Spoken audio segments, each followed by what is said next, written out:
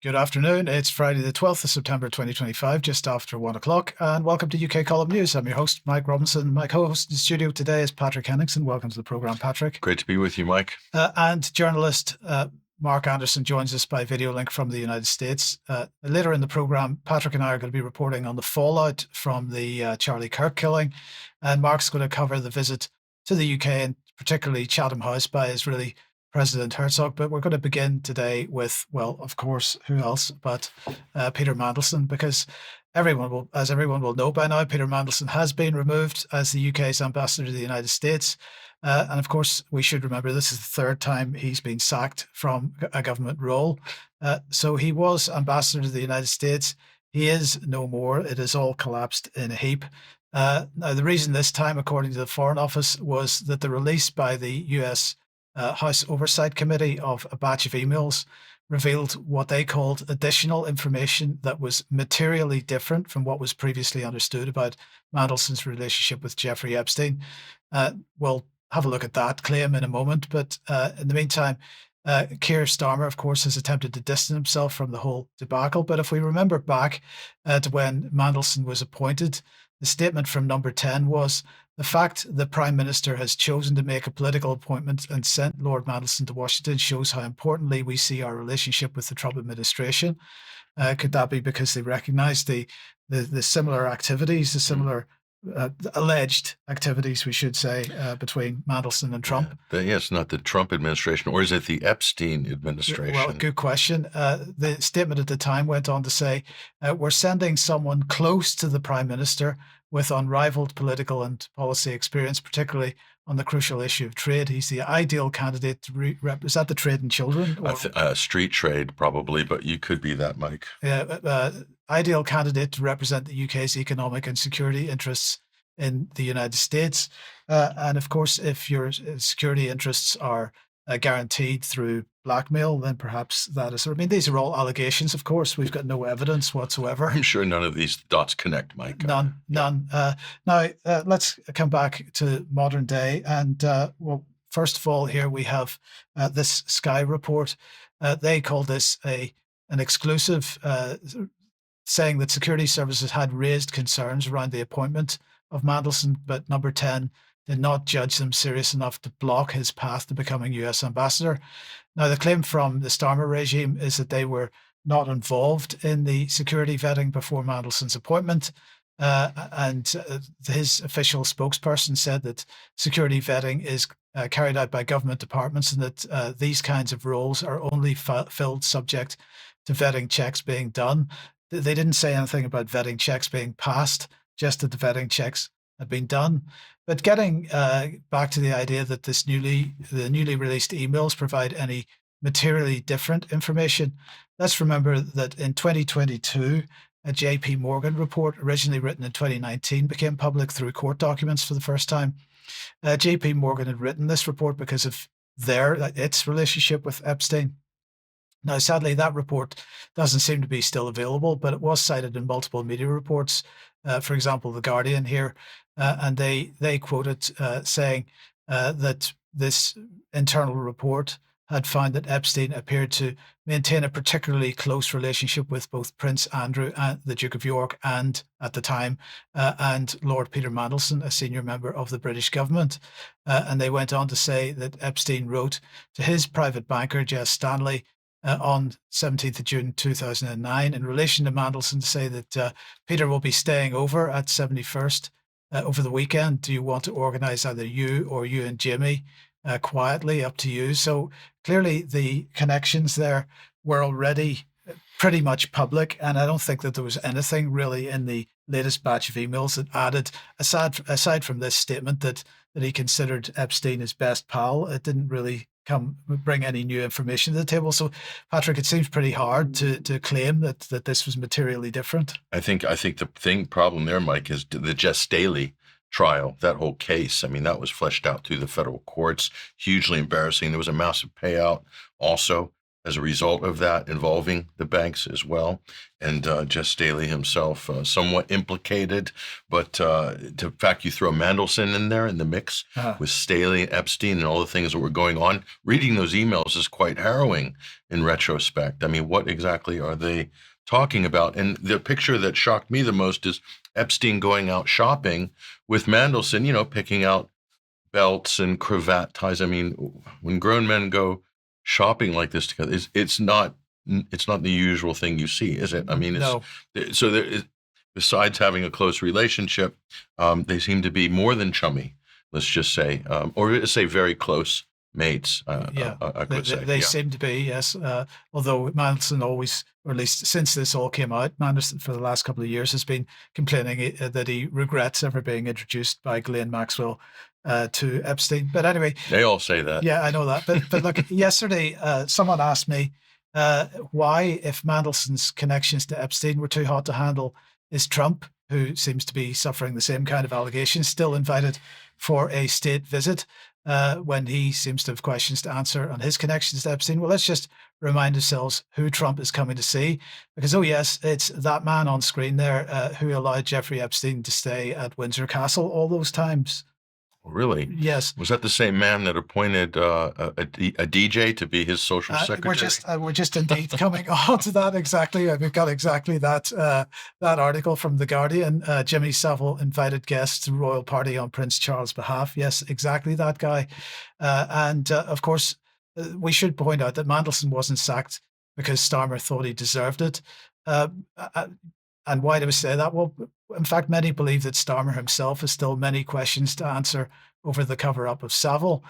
So if we take that little grouping there of Savile and King Charles and Starmer and Epstein and Mandelson, could it be that they're all part of the same club? Well, one might ask that question. And the other thing, you said it was third time he's been sacked. Yes. So he has been sacked multiple times. Oh, yes, he's been sacked multiple times. So if you get sacked from your post more than once, do you get rewarded with a lordship, a peerage? Of course, yeah. Is that how it works? That's exactly how it works. I was always confused about the qualification process, but thank you for clearing that up. Yeah, absolutely. Now, of course, Starmer still under pressure over this. But before we get all smug that Starmer could fall, let's just remind ourselves who the new Deputy Prime Minister is right now. Well, maybe the grass isn't greener on the other side in that case. But anyway, Patrick, let's move on to international affairs. And although we mentioned it in passing on Wednesday's program, we didn't go into any detail on the Israeli attack in Qatar. Well, I think this is changing the game slightly here. We'll bring this headline up on screen here. The UN Security Council now kind of in turmoil in the sense members are condemning Israel over their deadly strike on Qatar. So the Israelis have attacked Qatar, trying to assassinate the Hamas political delegation, the ones who are negotiating or in negotiations with intermediaries with Israel over lots of things like ceasefires and the release of the Israeli hostages, also the release of the Palestinian hostages, which they don't talk about because there's 9,000 of those. That's not a popular topic in America. But this is the pattern, Mike. We're seeing this with everything with the United States. And the U.S. would have probably provided or been involved in the loop, on the intelligence loop on this, okay? The negotiations are taking place high level with Ukraine. This happened with Ukraine while they're at Istanbul, huge sneak attack against Russia.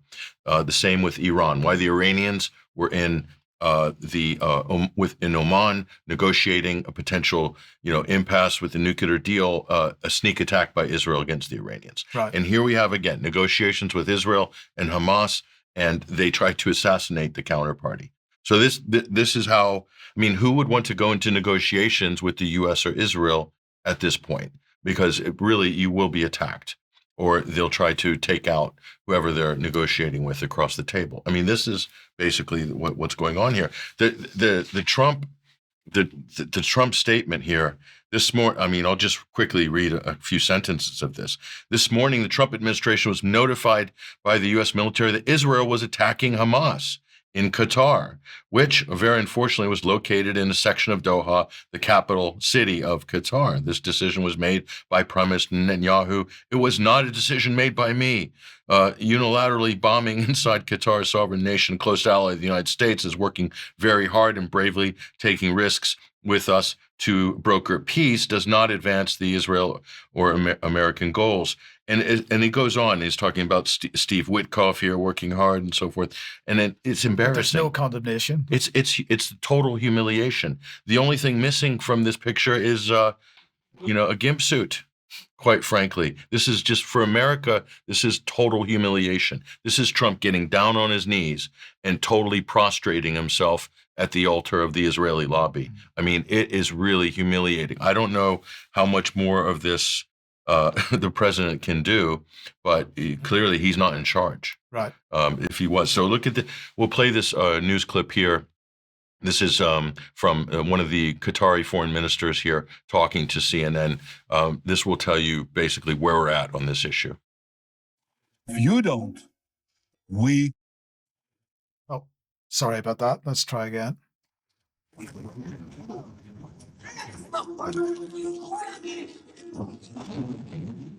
This is state terror. That's what I call it. Honestly, I have no words to express. He needs to be brought to justice. He's the one who's wanted to the ICC. That's number one. So I think that someone like him trying to lecture the world about the law, he's breaking every law. He broke every international law. He's starving people in Gaza. He's doing all these rogue actions in the entire region. What's next?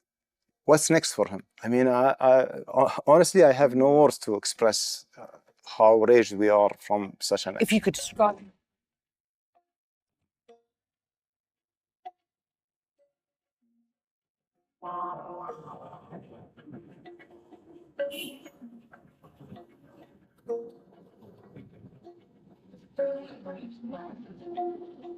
And I say to Qatar and all nations who harbor terrorists, you either expel them or you bring them to justice. Because if you don't, we will. I mean, he said it right there. Right. So no one to negotiate with, basically. We're going to kill anybody, any potential leader. We'll kill or imprison. So there'll be negotiation. So that's where things are at. I think this is really, I didn't think there could be an all-time low, Mike, but they've outdone themselves, the Israelis, on this. Well, in the meantime, then, of course, we mentioned this on Wednesday, but this claim of drone strikes by Russia within Polish sovereign territory. And a major crisis for NATO. Everyone's screaming Article 5 on this. We did a little investigation on this, Mike, and I think we have a pretty good idea of where things are at. Let's take a look at this. Poland, the downed drones. So the accusation is that Russia was flying drones into Polish territory. But what really happened? Let's take a closer look here. I think we're going to get some answers. So Warsaw has asked, this is Poland, has asked for formal consultations with other NATO states under Article 4. That's prior to Article 5. You go into Article 4 consultations here. The drones allegedly arrived from Belarusian airspace rather than Ukrainian airspace. That is a confirmed fact. So that's an interesting detail that you don't read much, or at least it's not made prominent in the Western media here. And Poland has yet to show any evidence via official state agencies to prove that the drones were identified as Russian. So that is still yet to happen. There have been images put out in the media, including the Associated Press image we have in the background, which we showed at the beginning when we showed the initial image. So that's something that has yet to come. But here's where we're at. This is the important part. Russian forces have successfully hit multiple arms production facilities in Western Ukraine. That's kind of what this is about. Russia has extended their targeting to the west of Ukraine, and it's causing huge problems at NATO headquarters because they don't know what to do. Before they managed to avoid this, this is all part of the plan for Ukraine here. So let's take a look at where we might be able to get some other answers on this. We'll take a look here. Well, this is what the great and the good say. Here are the reactions from Europe. Mike Kaliakalis, whether it was intentional or not, is absolutely reckless. This is absolutely dangerous here. Mark Rutte, whether it was intentional or not, it's absolutely reckless. It's dangerous. They're basically saying the same thing. Reckless and unprecedented violation of Polish airspace, says von der Leyen. That picture is very strange of Starmer and Zelensky and Macron. I just want to say on the off there, Russia conducted an egregious and unprecedented violation of the Polish airspace. Almost identical statements from everybody. And Macron weighs in, Russia must put an end to this reckless escalation here. So the rapid response mechanism has been has been invoked here. But well, we'll get some answers. Let's go to Belarus. Let's talk to the Belarusian MOD, and I think they know what's happening. Minsk has claimed credit for giving the Polish military an early warning about incoming drones. That's an important detail. You didn't read that on the CNN report, I can assure you. Oh, and it gets better. Belarus were tracking Russian and Ukrainian drones used for mutual strikes overnight, confirming that some of them had lost their track as a result of the impact of the party's electronic warfare assets. So jamming, GPS jamming, has thrown some of the drones off. It wouldn't be the first time that's happened here. And the Belarusian warning allowed the Polish state to respond promptly to the threat. And the general noted here, this was one of the spokespeople from Belarus, adding that the Polish side had also informed Belarusian forces on duty about the approach of unidentified aircraft from the territory of Ukraine. Another important detail which was left out of Western coverage here, and the Belarusian air defenses shot down some of the stray aircraft. That's another new a revelation here from this. And just so people can see, that's the map there. You can see how closely this tri-state, tri-national border area is. And this is the site there right over the Belarusian border, very close to Ukraine as well. So it's completely plausible, Mike, here. By the way, the Polish shut down two or three major airports as a result of this, but it's perfectly plausible. As we found out, you remember in November 2022, when there was stray anti-aircraft missiles that fell into Polish territory, the press immediately ran with it and said it was a Russian missile attack, nearly came to some kind of an Article 5 crisis, and all of a sudden we find out that didn't happen, and the whole thing was de-escalated. I think we're seeing some of the same things here, but what's important is they're panicking because Russia has stepped up their attacks against arms manufacturing facilities in Western Ukraine. That's really what this is about. Yes. Yeah. Okay. Well, sticking on this topic, we want to let everybody know, because it's fantastic news, that the Starmer regime has done a deal, with the United States for what they describe as closer defense ties. Now, this they're saying, the British government is saying, that working people will be more secure as the UK armed forces prepare for the new era of threats, with a major deal with Google Cloud for the latest security technology. Strengthening collaboration between the UK and the United States. The language that they use is absolutely fascinating. They go on to say the partnership means that the latest technology developed by Google Cloud, including AI, data analytics, and cybersecurity, will be used by defense intelligence and national security specialists to share secure information between our partners and outcompete our adversaries. So this is a £400 million contract. It's going to deliver what they claim to be a key recommendation from the Strategic Defence Review for a digital integrated service.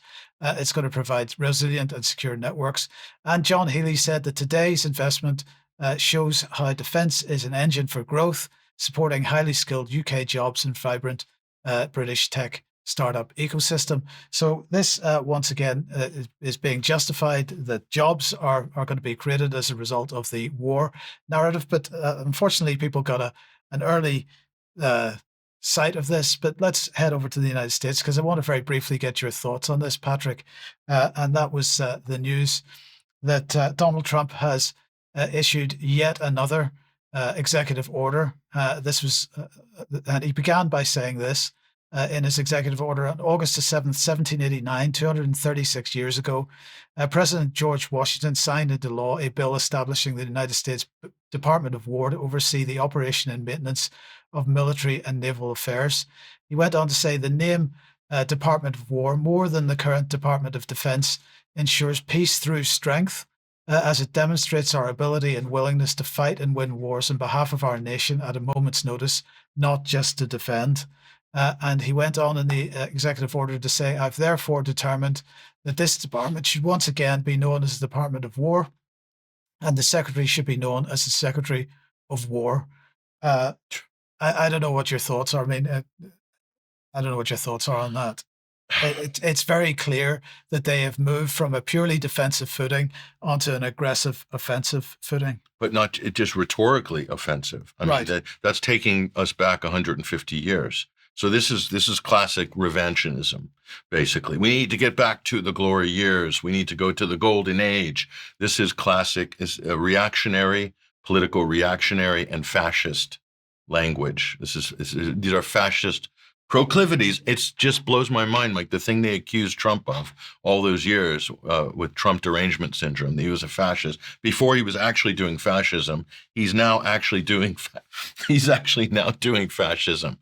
And the left is just paralytic. They're not responding any coherent way. I think they've just shot all of their rounds on fake scandals during the Russiagate period, and now you have a real problem. Right. I think, why would you name it the Department of War if you weren't planning for war?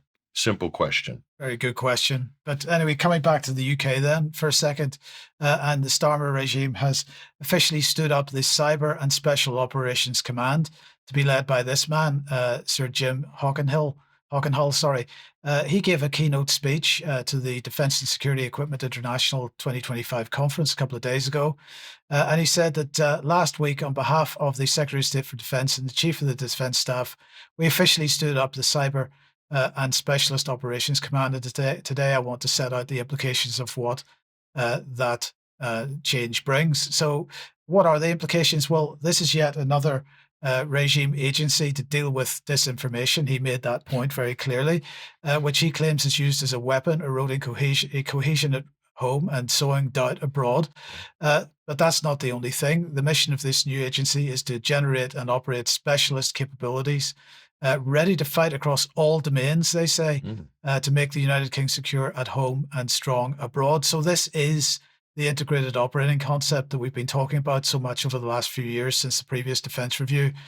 So this is it in action. Home is as much a theatre of our operations for these people as abroad is, and therefore the British people are viewed by this government as much of an enemy as the Taliban is.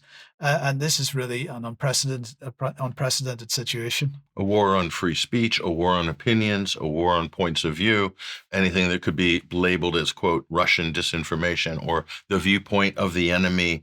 You know, what happened to remember those great green jobs all those years? Those have been replaced with great defense jobs. Yes. Or great war jobs if you're in America. Well, if you're in Britain as well, although we haven't overtly said it yet. But Mark, let me welcome you to the programme, and back staying in the UK for a second. And well, we had a visitor this week, the President of Israel. Indeed. Good day, gentlemen. I was putting my other news together, and I got on Chatham House's mailing list recently to make sure I don't miss anything. And of course, Israeli President Isaac Herzog spoke to the Royal Institute of International Affairs, aka Chatham House, September 10th. And it was interesting, as I started watching the video, he was interviewed by the Chatham House director, Bronwyn Maddox. And, you know, you normally think of these globalist organizations, and we're rightly suspicious of many of their machinations. You normally think of them as more or less pro-Israel. But as we've seen in other avenues at other think tanks, now Chatham House has taken a little bit more of a questioning approach to the Israeli machine. And this video we're about to show shows that there's considerable skepticism of the Israeli point of view on Gaza and related matters. So let's go ahead and watch this. It's quite revealing. Israel struck Qatar, hoping to kill the Hamas leaders. But they're there with US knowledge and endorsement and are the negotiators for a potential ceasefire. So should we conclude that Israel does not want such a ceasefire? What Israel wants most is to bring back the hostages. And the key to changing the entire vista of the region and the future of the region and getting out of this horrific situation which we've endured for the last 2 years is getting the hostages back home. Today, 2 hostages, these are Gali and Ziv Berman, 2 brothers, 28-year-old. They're from Kibbutz Kfar Aza. This is a picture of them touring Britain. They are wonderful, wonderful brothers who have been abducted and kidnapped, and their fate is unclear since October 7th. So many countries, President Herzog, have called for the release of the hostages, for Hamas to return them. But the hostage families seem dismayed by this attack on Qatar, saying that Israel is destroying the negotiations that might have brought a ceasefire. So let's speak about the negotiations to bring back the hostages. Israel has accepted every proposal in almost for the last year or so, every proposal that was laid down by the mediators. Israel has accepted the whole notion that was led by the United States, including with other parties, meaning the Qataris and the Egyptians. And then we were faced time and time again with either a refusal or endless procrastination by Hamas. For example, in the last few months, you're probably going to ask me also about the humanitarian situation, because the as it happens, I am. But I have to answer. Because of the Hamas's feeling that they had the upper hand publicly in their image wall, they decided not to move on any proposal. As you can see, Mr. Herzog was put on the grill pretty well, at least in terms of Chatham House being more aggressive than they normally would be to get some information out of him. Of course, his statements that Israel has been right on top of this, trying to honor all the agreements and that it's blameless are just not believable statements whatsoever. And but it's good to see this coming from the Royal Institute. I also just got this information that Chatham House is continuing an intensified focus on the Israeli-Palestinian conflict with its long-standing Middle East program, as Chatham House is calling it. And it talks about they've hosted Mr. Herzog, and they've hosted Yossi Beilin, Hussam Zamlat, and other relevant Israeli officials, and mainly Israeli officials anyway. And these engagements, they say, at Chatham House reflect our core purpose to support informed debate. And Branwen Maddox, the lady that we just saw, is coming out in favor of Palestinian statehood, she's saying, in the official Chatham House statements. So these are some interesting developments. Maybe you guys want to comment from here. But this just happened, and it was very important to get this out there. Thank you, Mark. What are your thoughts? Well, Isaac Herzog is really the chief propagandist of the Israel. They push him out to push all of the crazy stuff.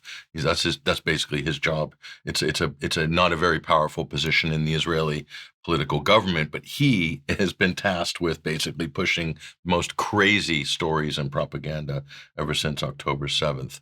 So it's no surprise seeing him squirm in his chair there when asked some really basic questions. It was too much for him. But what's Craig Murray been up to? Well, he was protesting the arrival of Isaac Herzog and the fact that he was meeting, I think, probably with the British Prime Minister, Keir Starmer. We got some video of this, actually. Take a look.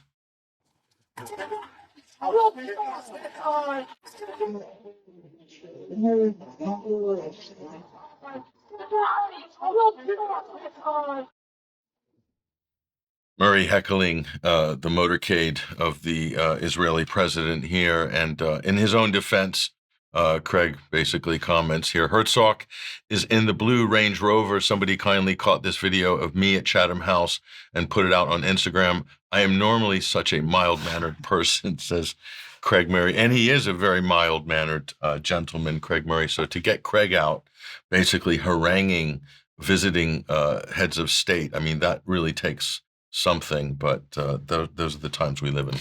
Indeed. Okay, let's move on. If you like what the UK Column does, you'd like to support us, we do need your ongoing support. And thank you very much to everybody that is contributing in some way. If you would like to help us, there is a link on the front page of the website, which will take you to a page that gives you all the various options for how you can help. If you can't help us financially, please do share our material, because, of course, your help to get around the censorship regime is vital as well. We need to say a massive thank you to everybody who's bought tickets for York, because, of course, that is now sold out. So no more tickets, physical tickets available. Although there might be one comes on, so we'll let you know about that. There might be one new ticket available very, very soon. But if you aren't able to get there physically, then please do consider joining us on the live stream. Those tickets are available now, and it's going to be a fantastic day. You're not going to miss anything if you join us on the live stream. So if you possibly can, please do. Okay, let's move on then to the situation in the United States over the last couple of days with Charlie Kirk, because, well, obviously his body has now been brought home, and, well, apparently with full state honours to some degree, Patrick, because, well, who's that at the front of the coffin there? It's like the Vice President, J.D. Vance. It is indeed. So he was very keen to be seen at the front of the coffin, putting it on, helping to load it onto the plane. But what I'm particularly concerned about really is the rhetoric that's coming out around this. But before we get onto that, let's just look at some of the BBC coverage of this. So the shooting, there had been two previous suspects who were considered persons of interest by the FBI, but have been released again. There's now this new video has appeared and new photographs have appeared. So here's the BBC footage of it, and I just wanted to look at some of the photographs here. So there's one of them, the most recent images released in search for the gunman. There's another one. There's a third one. There seems to be something missing there, Patrick. Can you see what it is? Well, beside the fact that the images they've chosen don't have the face in it, I'm sure there's plenty of other images that have the face. They're not showing the face. That's one thing I noticed. But there's another thing. If this is the shooter, wouldn't he be carrying the weapon? Well, indeed. So there doesn't seem to be a gun. And this is very strange. Even in the video clip that they released of someone in black jumping off the roof of the building and running across the street towards the little wooded area where allegedly the firearm was found, doesn't seem to be carrying a firearm. He seemed to be carrying the backpack that we saw on that image there, but he didn't seem to be carrying a firearm. So it's all very confusing. It could be in the backpack. It could, if it was a multi-piece disassembly, which it wasn't. Which it wasn't. Which it wasn't. That's the only option I can think of there. Otherwise, it's a big gaping hole in the story. Well, it seems to be at the moment. But in the meantime, the thing that really struck me was the language being used on social media. So let's just look at some of the examples of it. This is somebody saying, Philadelphia school teacher on the left, I need my detectives to find out who this scumbag is and get him fired, because the guy is wearing a T-shirt that says, is he dead yet? Now, whether that is a legitimate photograph or not, I don't know. But the point here is the vitriol that is coming out from people that are pro Charlie Kirk and people that are clearly anti-Charlie Kirk. It's just off the charts. If we move on here, another scumbag here talking about Florida Democrat Steve Cody mocks Charlie Kirk's death. I saw a huge amount of mocking of the thing. There's no question that was going on. It's the way that people are being radicalized here, which I think is of major concern. The Patriots on TikTok are taking all scumbag Democrats on TikTok down. So we got to start to see stronger language here, taking people down. And then we see the scumbag, we're surrounded by pure evil. This scumbag is laughing and celebrating the assassination of Charlie Kirk. We're at war, whether we like it or not. So we're now getting the war narrative here. But it's not just people on social media that are using very, very strong language.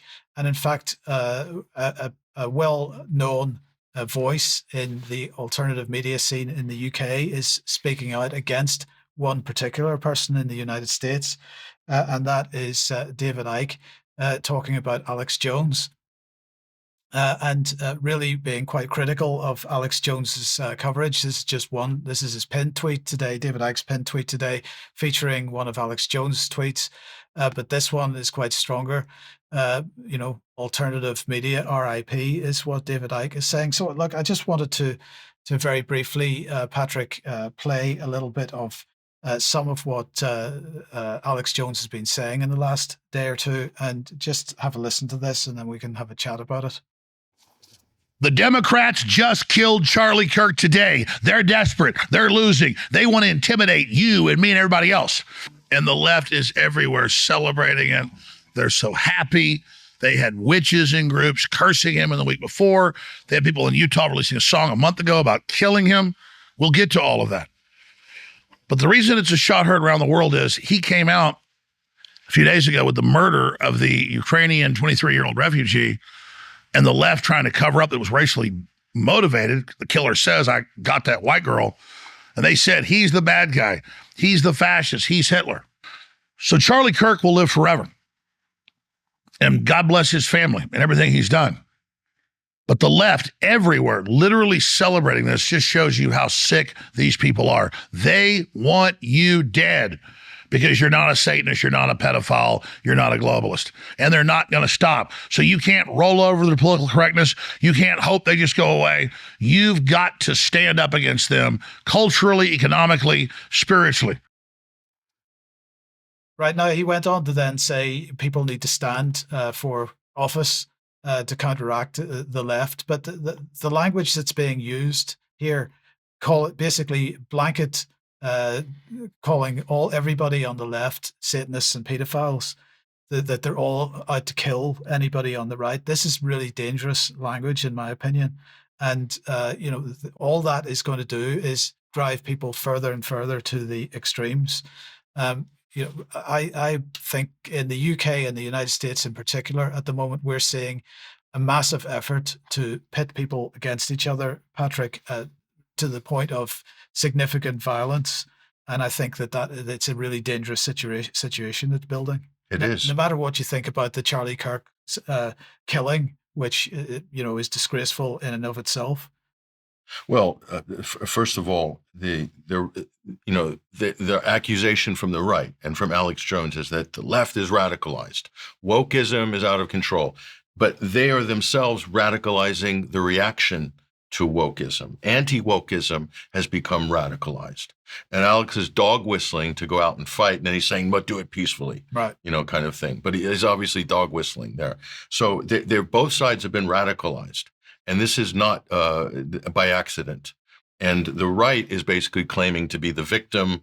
So they're trying to repurpose these events. We'll talk about the Ukrainian refugee stabbing in a moment. But when you look at this, it's interesting because, whatever there's no proof that the left is behind this shooting. And a lot of the accounts that are gloating that you showed about Charlie Kirk's death are anonymous accounts. Some of the biggest anonymous accounts on X, these are people that are so cowardly they can't even put their name on their account. And then they're the ones roweling up and amping up. And Elon also boosts some of these accounts as well, if they happen to agree with Elon as well. So can I just make a point on this briefly? Because, Alex Jones has lost significantly because of his claims about a certain shooter event, a school shooting event, Sandy Hook, right? Where he was saying that the story from the mainstream press and from the FBI and so on was fake. Now, in this case, if a story comes out saying that the left was responsible, or a representative of somebody who considered themselves on the left, or of a politics, trans shooter or something, right? If that is the statement from the FBI or from the mainstream press, what will Alex Jones say at that point? Will he say that that's also fake, or will he say that that's real? Well, the trend on the right is they'll go with whatever story happens to align with their own political bent on this. So he would say that the official story is true.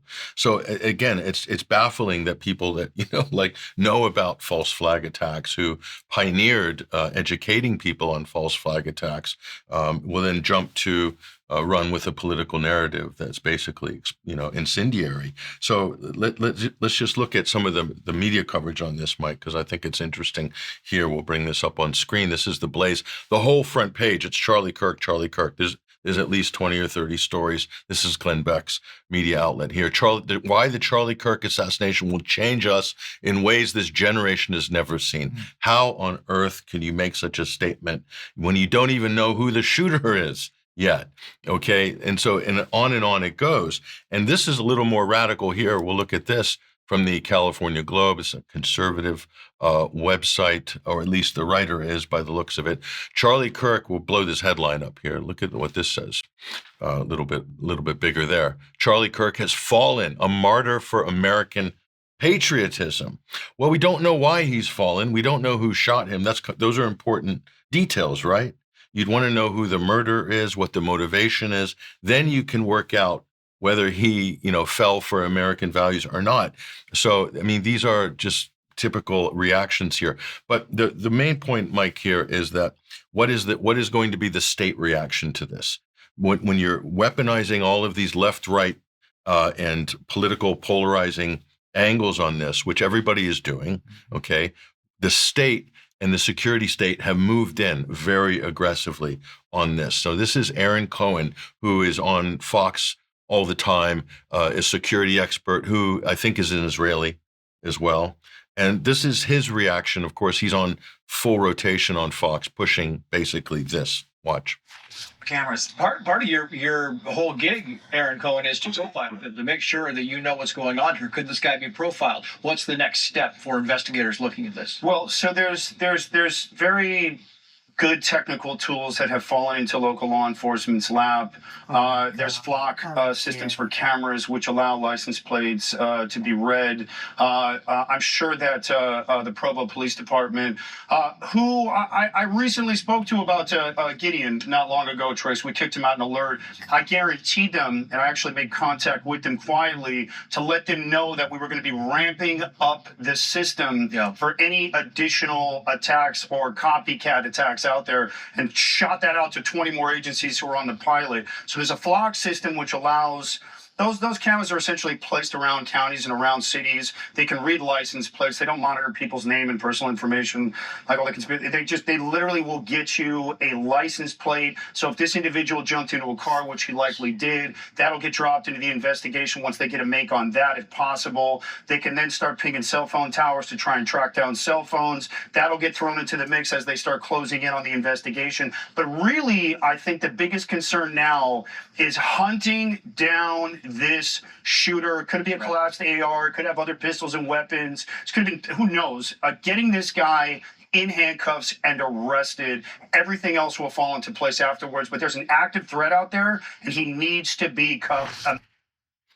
So he's not being correct there. Israel does gather personal data and attach it to facial recognition. And they're using this, they're pioneering this in Gaza against, for killing civilians, basically. So there's the Israeli security expert. So they're going to all these Israeli experts on U.S. media to empower the state, the Trump administration, to crack down on, potential threats. So where's this going to end? Well, here's Marco Rubio. Take a look at this.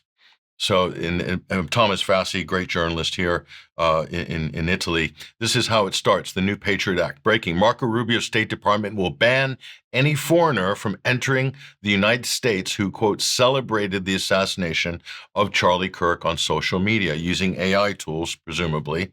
And this was announced and confirmed there. So, I mean, you do get these sort of reactions as a result of what's happening. And I don't know where exactly this is going to head in the long run, but let's take a look at what rallies are looking like and will continue to look like. Look at the security perimeters around political events now in the United States.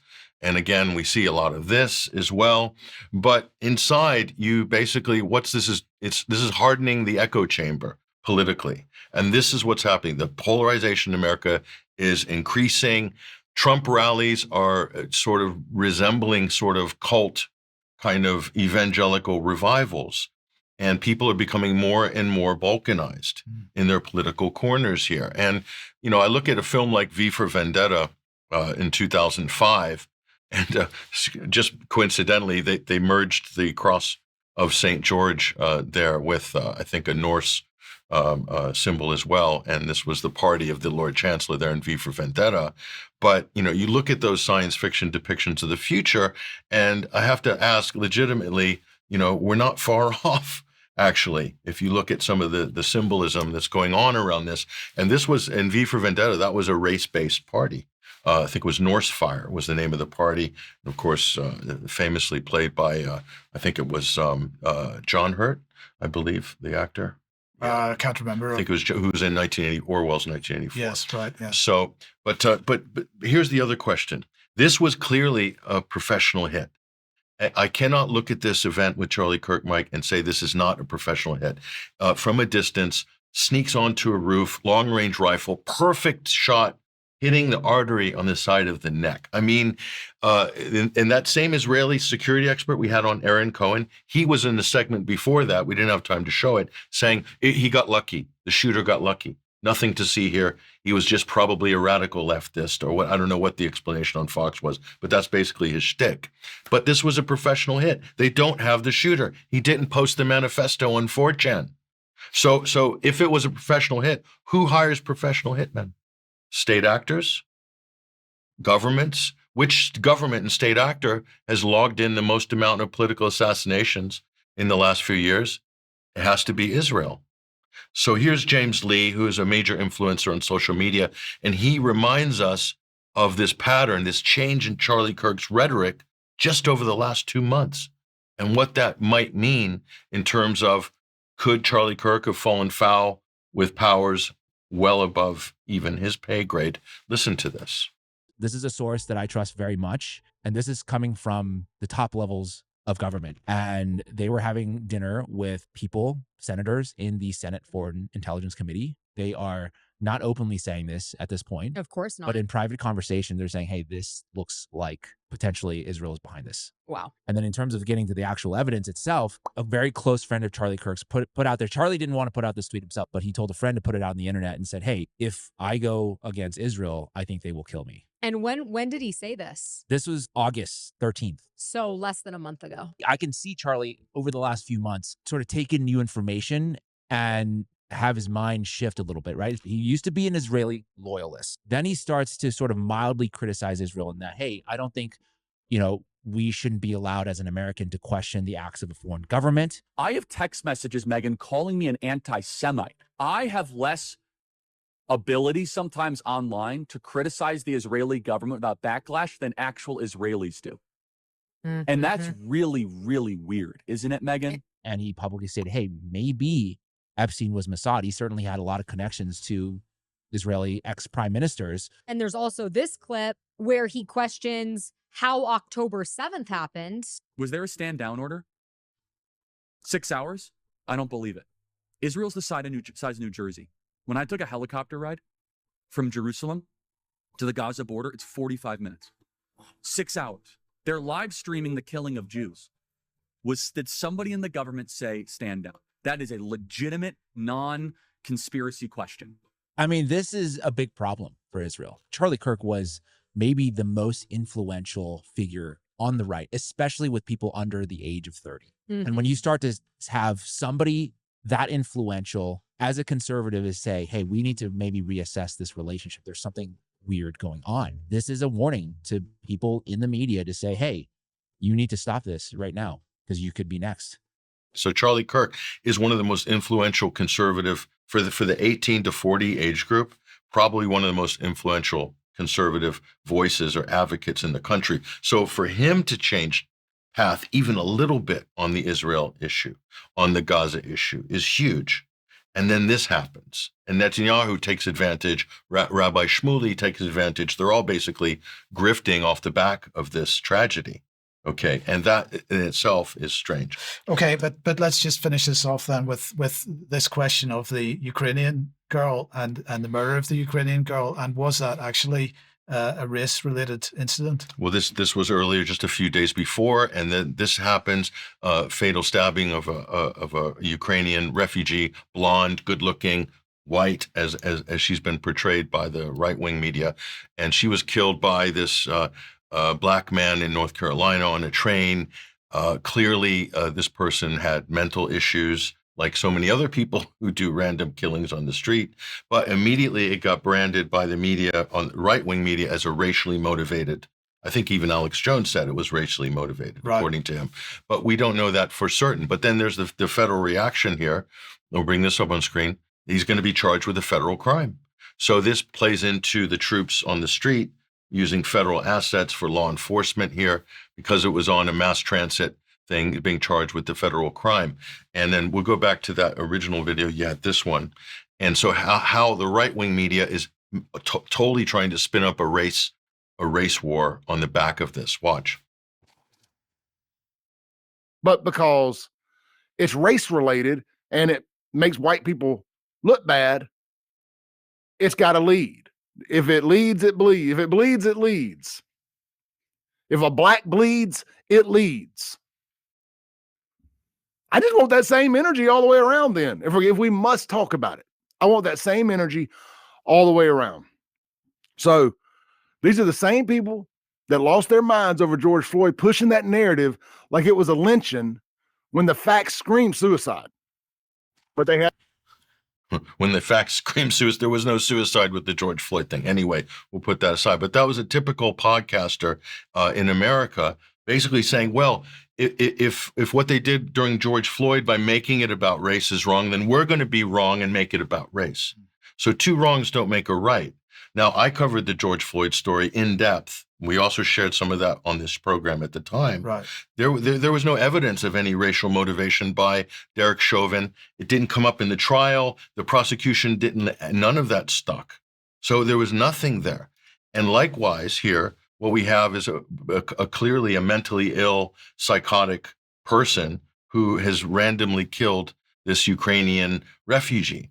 And it's been immediately branded as a race incident to stoke up a race war.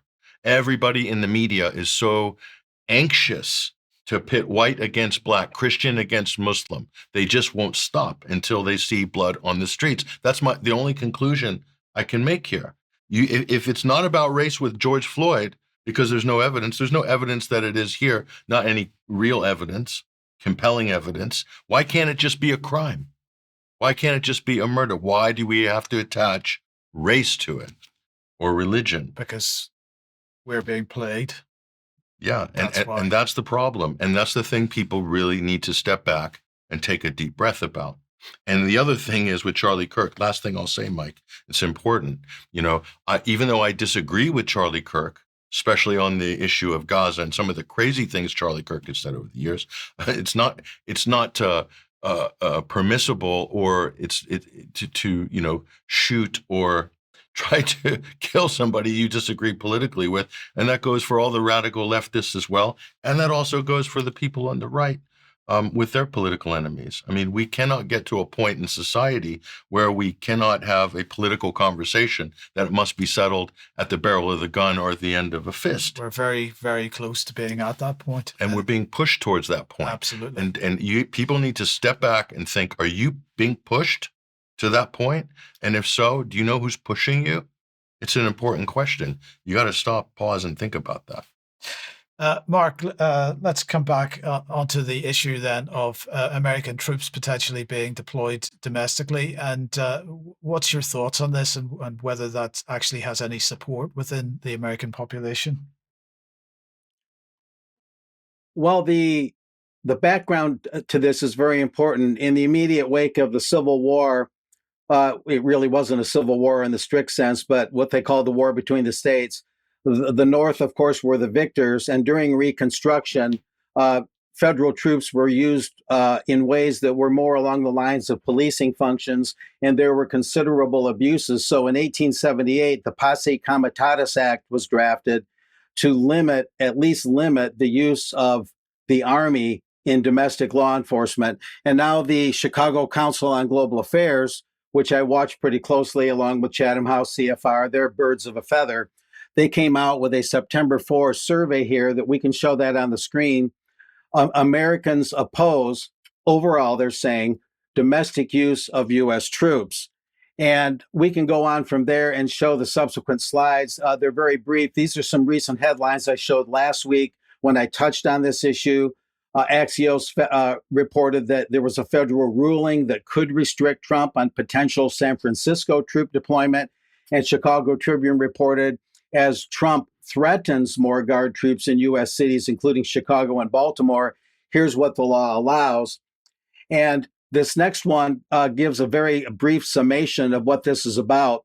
recent weeks, this is from the Chicago Council survey, recent weeks have seen an escalation in the use of troops for domestic operations to a degree not seen in recent memory. In D.C., President Trump has commissioned D.C.'s police, deployed immigration agents, and asked states to lend their National Guard forces to the nation's capital, urging a crime crackdown. I abridged this text a little bit. And then I emphasized here, whether U.S. troops should be used domestically has gone from a theoretical question to a practical one, quote unquote. And that's according to some of the narrative in this Chicago Council survey. From there, this is one slide. I only used one graph here, and I can explain it. Let's put that up. The top one is those who favor it. And of all those surveyed, 29% favor using U.S. troops for law enforcement to whatever degree. They call it protest suppression. Sometimes that may be true. Sometimes they're guarding federal property or guarding ICE agents. It's a mixture of things. But of those that favor the use of troops in this way, 52% were Republicans. That's the long red line on top. 17% Democrats and 23% independents. Those who oppose it were 70%, 70% of those surveyed. And of those 70%, 47% Republicans, 83% Democrats, and 76% independents. Interestingly enough, among those that favor or oppose these troop deployments, the Republican reading is close to equal on both sides. In other words, almost half the Republicans oppose and half support this use of troops. I'll mention that yesterday I managed to get together with a friend that worked on the border to protect private ranchers' land from illegal immigration, from illegal border crossings out near Eagle Pass, Texas, on the other side of Laredo from where I'm at. And I asked him about this, and he felt that the troop deployments, though he hopes they don't last long, were necessary to protect mainly federal property and protect ICE agents from violence, although he had some questions maybe about protest suppression, things like that. The conversation kind of ended there. He used to help apprehend illegal crossings when he worked for these private ranchers. That's what he was hired to do 2 or 3 years ago.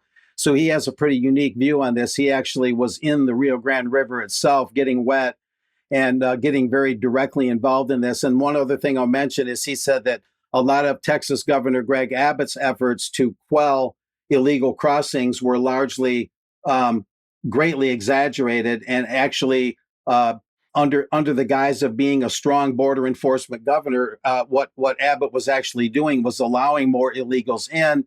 Therefore, the numbers got tremendously high in terms of how many illegals are in the states. And according to the guy I talked to last night, with such high numbers of people having crossed during the Biden years, tens of thousands a month, that he felt the troop deployments were at least necessary because they have to make up for lost time, because so many people were allowed to enter the country illegally. Now, very few are entering the country illegally. And he hopes the troop deployments, again, don't last long, but he feels they're necessary to bring the numbers down, to get enough deportations, and to enforce the border laws the way that Trump announced it. So that was his more or less pro-Trump view on it. On the other hand, when does it end? Because in principle, using the troops for domestic law enforcement can become a very slippery slope very quickly. Very unfortunate things can happen, and abuses can soon follow. And that's what brought about the Posse Comitatus Act to begin with. So there's some things that remain to be seen. The troop deployments have been largely just LA and DC so far. Apparently Baltimore and Chicago have not happened yet. So there are some things that remain to be seen in terms of the scope of this thing. But these are some of the points that I gather. These are some of the key observations at this point. Yeah, sorry, Mark. Thank you for that. Now, back in the UK, then, well, for a lot of years now, I've been following the accusations against people ending up in prison in this country, falsely accused of various things. A lot of years ago, it must have been about 2012 or 2013, I was visiting somebody in Strangeways prison in Manchester. And one of the points that he made to me during that visit was that there were a ton of people in that prison, one of the worst prisons in the country, who were there on indeterminate sentences with no release date. But the only thing that they needed to do in order to get a release date was to admit their guilt, but they would not do that.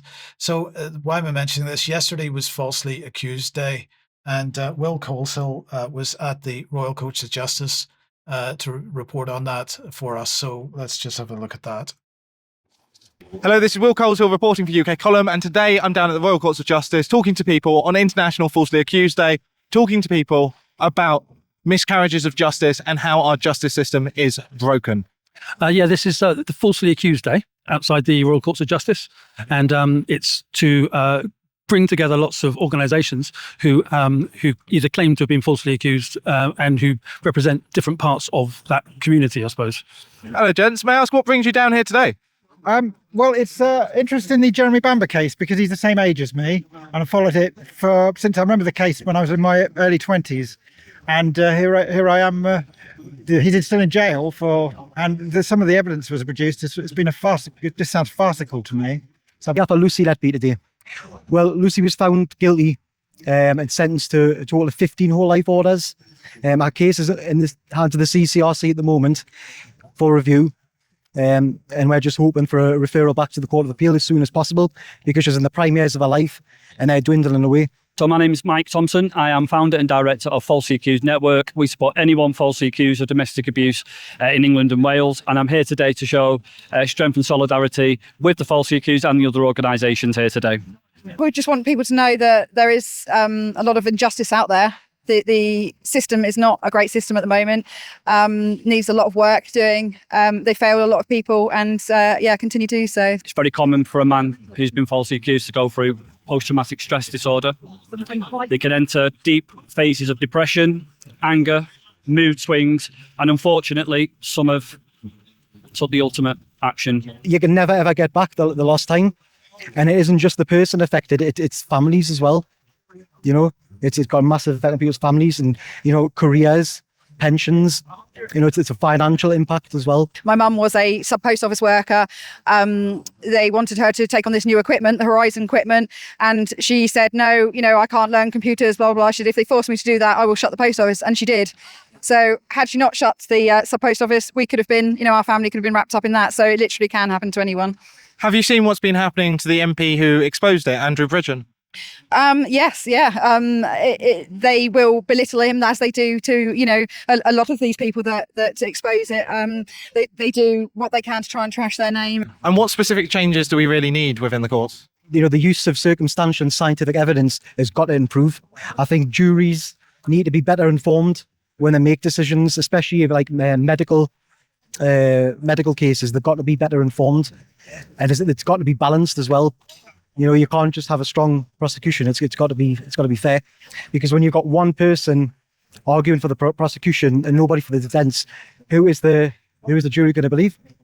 If there's no contest, who are they going to believe? To believe the victim policy introduced by Keir Starmer when he was Crown Prosecution Service has inverted the principle of innocent in law, and everybody here has had a experience of that, and they're here to stridently fight it and to point out to Starmer and his people where they're going wrong. They know where they're going wrong, and we have to do something visible now and again like this. What's particularly broken is the presumption of innocence. Second a woman makes an allegation against a man, he's automatically seen as guilty and treated like a criminal before any evidence has been reviewed for any trial, and that's got to stop. When there is a miscarriage of justice, that there should be a lot easier and quicker to get it in front of back in court or whatever needs to be done. What about jury unanimity? Jury unanimity is a real problem when you have the majority verdicts, as for example in Lucy Letby original trial and in Andy Malkinson, released exonerated a couple of years ago. Those were majority verdicts. There were two people in both of those juries who about that number who didn't agree that that person was guilty. And imagine how they felt when they went home. It's a aberrance of justice. The jury I was on was a majority verdict, a unanimous verdict, and I think that's a good thing. I mean, after all, the law says it has to be beyond reasonable doubt. Well, if the two people disagree, there's some doubt there, that's for sure. I think 10-2 is still not enough. You know, but when you're talking about whole life sentences, mistakes do happen. It's been proven. You look at Andrew Malkinson, Peter Sullivan this year, Stefano Kishko from years back. You've got to be sure than sure. What do you think about what's going on with all of these district judges who aren't volunteers like magistrates and are just state employees and can lock people up for 6 months? These judges have a tendency to be trained in certain new culture crimes, new allegations of that, and will follow that rather than and the pressure on those people to follow conviction targets is just like it is on the police. Until they start doing it with the principle of British law as we're all used to it, we're screwed because they are woke indentured, for want of a better term, Well, I think the whole thing's a mess. I think the whole thing is a complete mess and it all needs overhauled. It's absolutely shocking, the state of it now. And it's only going to get worse. So do you think we've got a two-tier justice system then? Yeah, I'd say it's a multi-tier justice system because I know what the two-tier can apply to in certain intersectionalities, so with race and immigration, that sort of thing. And then there's sexism going on, misandry, misogyny, everything, all these different competing identity groups. All that needs to be chucked in the bin and get back to the presumption of innocence in law for everybody in that country. Well, that sounds good to me. Where can people find out more? They go to empoweringtheinnocent.com. On a Google search, they'll find all of the Empowering the Innocent things under there. Yeah. So it's been an interesting day today down here at the High Court. You've had a lot of people talking about the failures of the justice system. I've experienced it. I'm sure a lot of people have experienced it in recent years, whether it's from the postmasters to all of the men falsely accused of domestic violence to people put in prison for murders that they may not have committed. This is Will Coleshill reporting for UK Column. Thank you.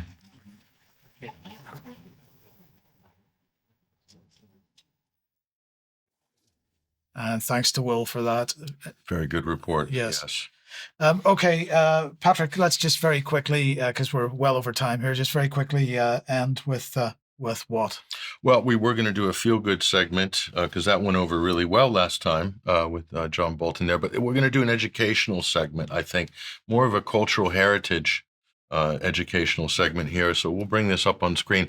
As you know, tomorrow, September 13th, that's the big free speech rally led by Tommy Robinson here. You can see a lot of the opposition media are jumping on there on the What's On section here. Full route of Tommy Robinson's huge, quote, free speech rally through the Capitol in London. Tommy says 1 million are going to show up. It's going to be a 1 million man march for free speech, I guess. So that's exciting here. But what we want to point out is the symbolism, especially of the English flag here. And as you know, Tommy likes to adorn himself in the Cross of St. George. This is one of his big calling cards ever since the days of the EDL here. This is an old photo here from back in the day.